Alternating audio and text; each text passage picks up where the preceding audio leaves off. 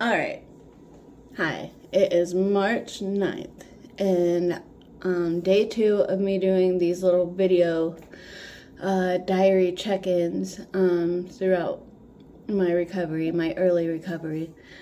I accomplished a lot yesterday and today as far as like legal things with visitation with my kids, well, my youngest,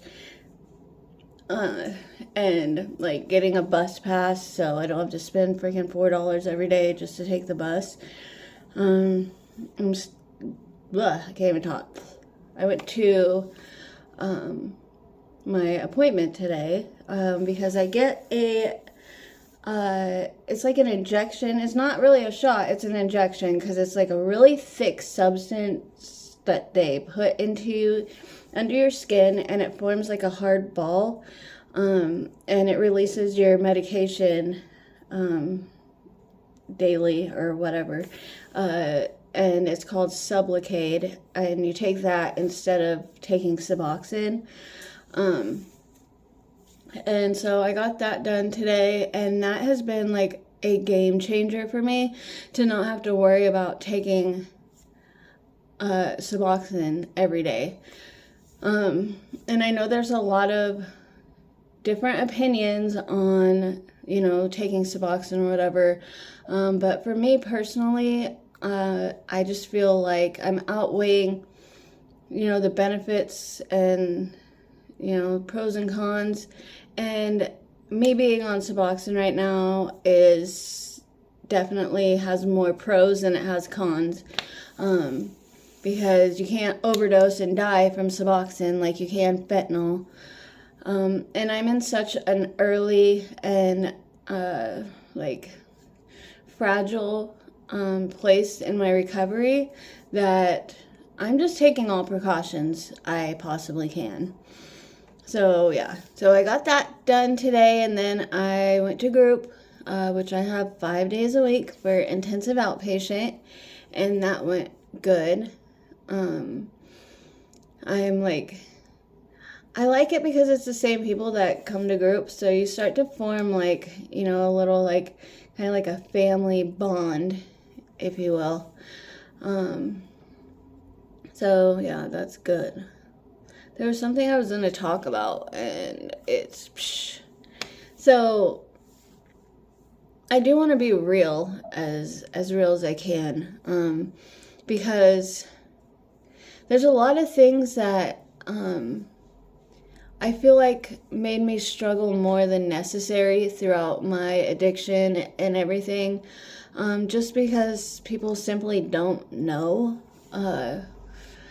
But and I don't want to look up all the studies and stuff right now. I'm just gonna, everything I say is my opinion, and, my facts are from my own research and my life experiences. So take it with a grain of salt with whatever I say.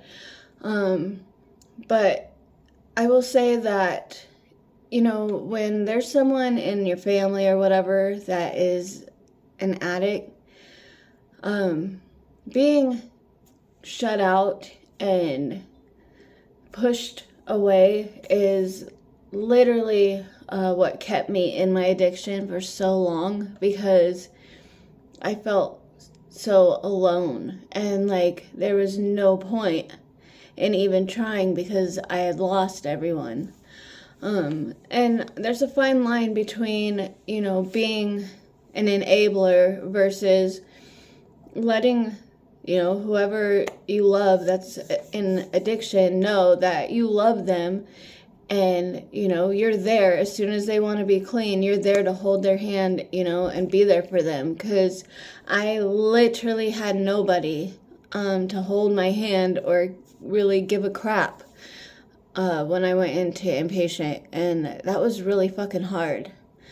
I had to decide on my own that I was, I was worth saving, because I guess I get my validation from others, like people that I'm really close to, and so when they shut me out, it just made me feel worthless.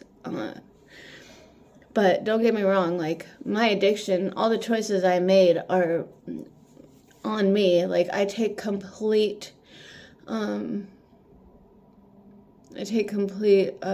my God, accountability, sorry, for all of it. And, you know, I made a lot of bad choices, and I hurt people that love me, and I understand them needing to guard themselves, but that's okay. But, you know, going that extra step of telling me I'm better off dead, you know, or, you know, just the anger, like the hateful shit, like I definitely could have done without. But I understand, like, sadness can come out as anger. So it's sad, like, to see so many people push further into addiction because they feel so alone. But, you know, there's also addicts out there that just don't want to get clean. There's narcissistic, just terrible people out there too that just want to suck you dry of everything you have.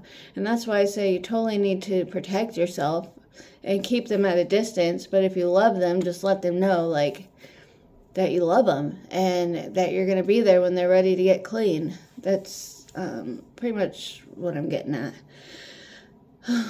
Anyways,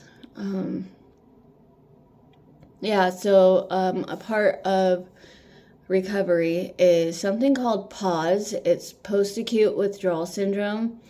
And it will literally, because, you know, like, when you do drugs and mind-altering substances, it messes with your brain. Like, it takes 2 years for an addict's brain to recover from, you know, active addiction, which, thank God, it does recover. I mean, some people, you know,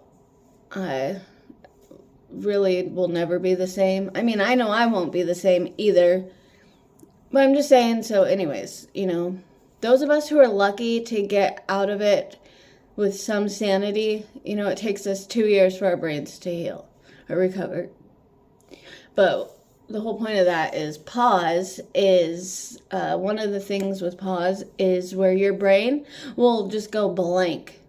Like, I'll be talking about something or I'll have like a really good point or something, and my brain will just like short circuit or something.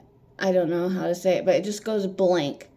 And I just forget what I was talking about, everything. And it happens a lot. So with these videos, like, you're probably going to see it quite often. And hopefully throughout time it will get better. Yeah, and I lost a tooth. So, but, you know, I'm learning to embrace it. Like, I'm learning to embrace it. It's part of my journey. And, you know, it's a part of me. So I am not sad about it. I've gotten used to it, actually, but, yeah. If I think of anything else, I will do another video. But for now, that's it. Okay.